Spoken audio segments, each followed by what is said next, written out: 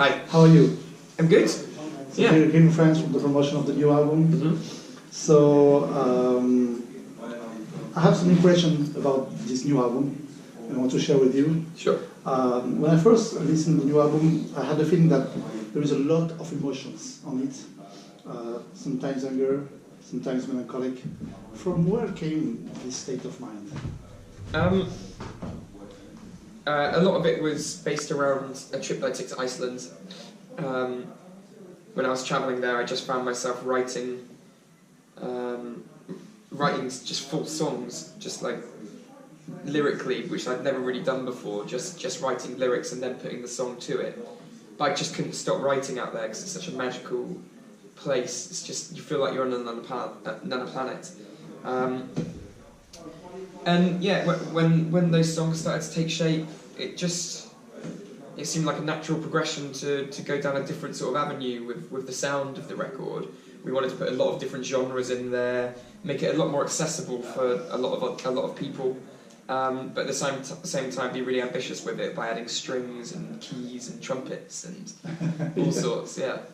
So it's that travel that brings this atmosphere. Yes. Yeah. Traveling in different cultures really sparks so much creativity in my head. Yeah. Our impression also is that you reach a higher state on the way you sing on this new album. Tell us more about the work you did with the vocal lines. Yeah, I think I found my voice on this record. I feel like I'm Not Well was a record we had to make, but it was all quite one thing. It was just a loud, brash rock record.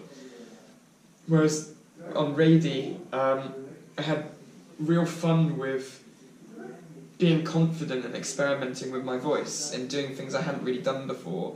There's a lot of like Jeff Buckley like esque sort of styles going in there, like Radiohead, and that was really fun. And I feel like I found my voice now. I'm really confident with it, and I feel like a frontman. Whereas before, I kind of didn't.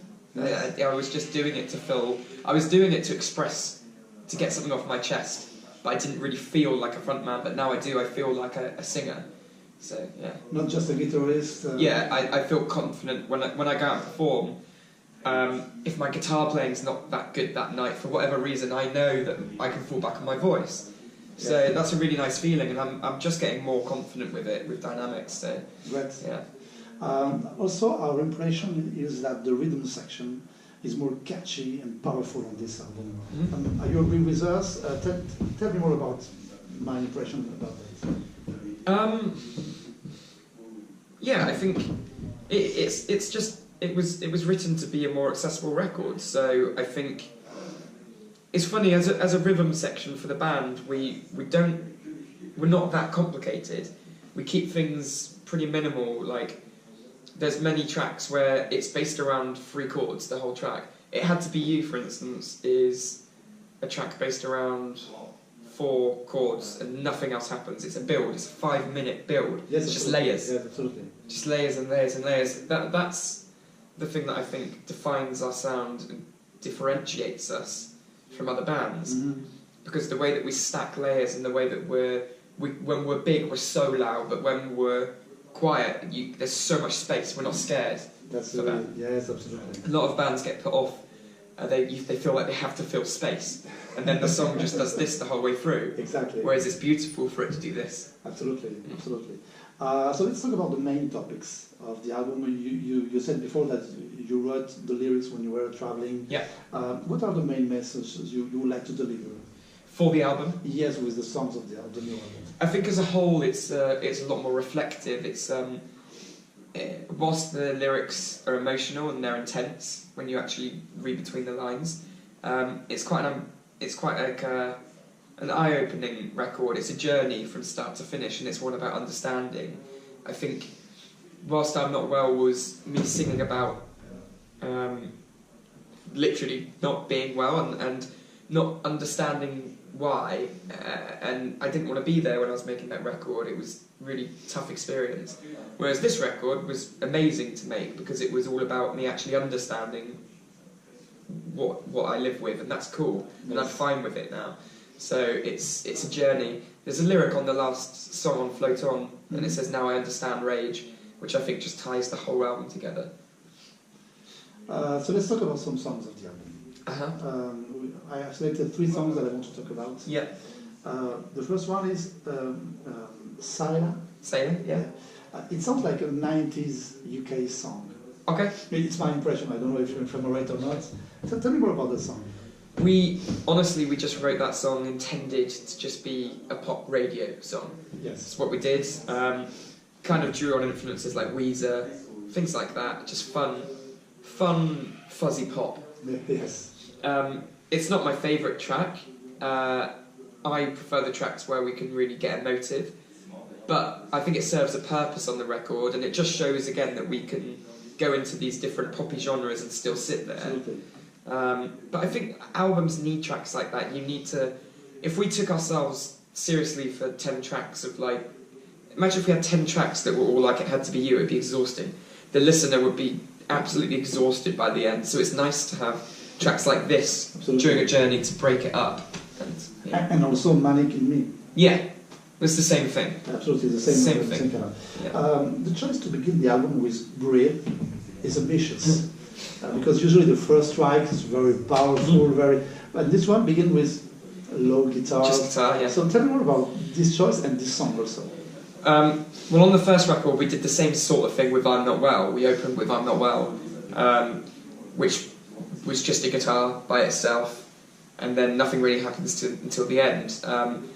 We like being a bit different like that, and Teach Me to Breathe, I feel like it ties the first record into this one. It's like a continued journey, and then it starts. It makes sense to me in my head to start with this song.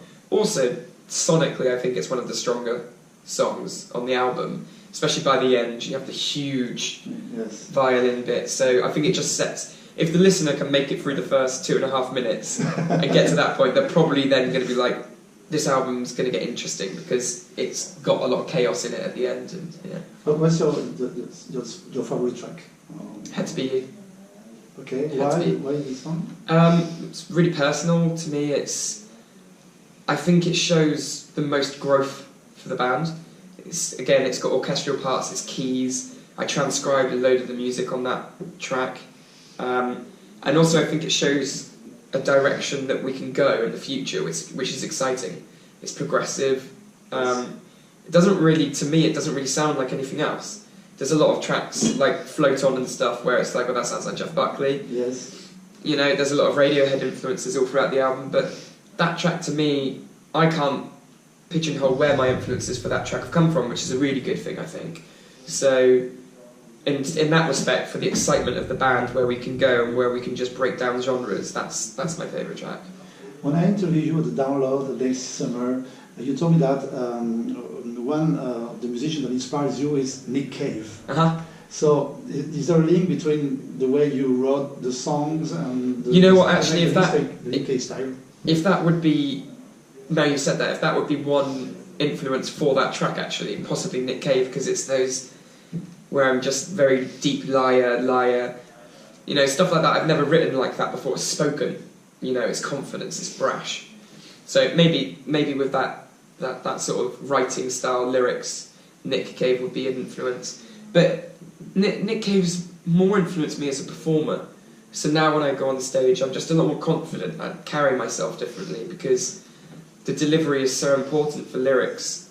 Before, if you are not confident and completely at one with the lyrics that you're singing, the people in the crowd won't connect with it. Absolutely. So I've learnt a lot from him. That the reason he's so special live and on record is because he means every word he says. So I went into this record knowing that everything I am going to write is going to be really truthful to me, so that it means something. Yeah. Right. So you talk about gigs. Yeah. Let's talk about touring. We know that you will play in a few days here in France. Yep. Then you will fly to the USA. Is that the first time? We've already been to the US, but we're not actually doing the US anymore. We're just doing festival season now. There is no more US tour? No. On the side there is also the... Oh really? Yes. Well, we need to change that. Okay. Yeah. So why the tour is not the key? Just a lot of politics, basically. Couldn't make it happen, which is really frustrating. Yeah. Do you plan to do more tours after the summer? I don't know, European tour, or to go in the USA probably after? After festival season, I imagine.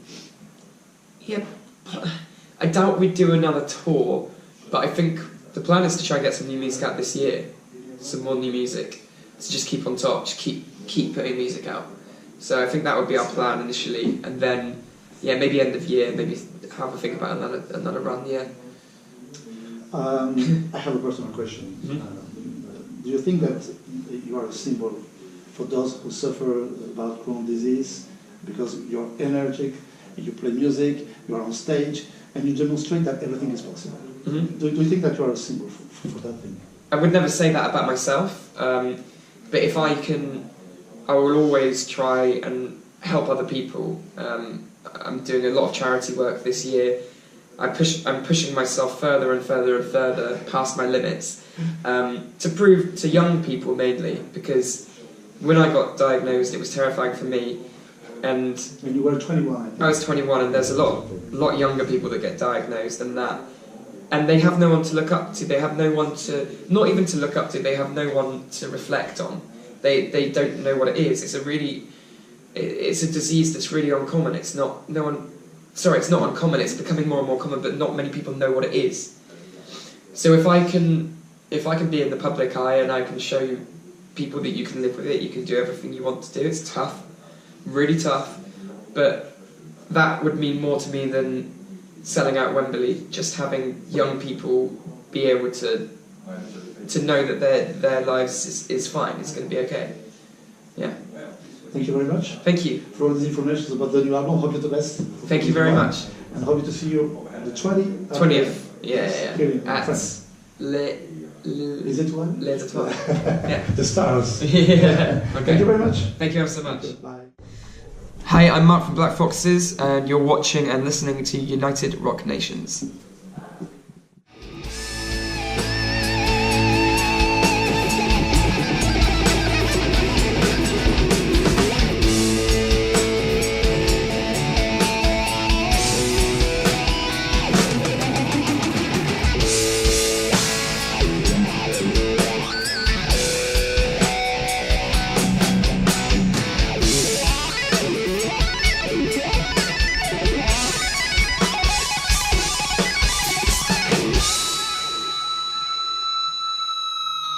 You